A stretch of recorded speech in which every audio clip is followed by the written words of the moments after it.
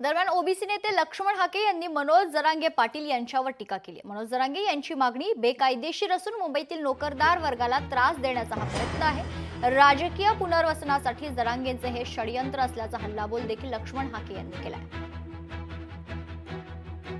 मुंबईमधलं जरांगेंचं आंदोलन हे मुंबईमधल्या चाकरमानी लोकांना, नोकरदार लोकांना आणि बहुसंख्येनं महाराष्ट्रातनं मुंबईकडे येणाऱ्या सर्व लोकांच्या एकूण जीवनक्रमावरती परिणाम करू शकतो।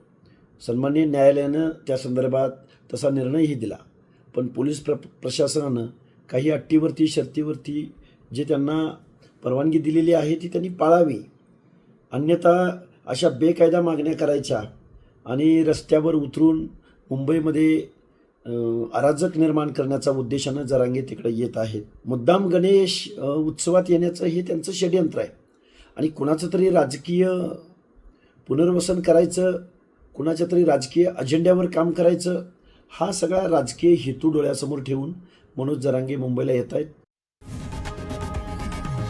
लोकशाही मराठी ऐका, पहा, जागरूक रहा।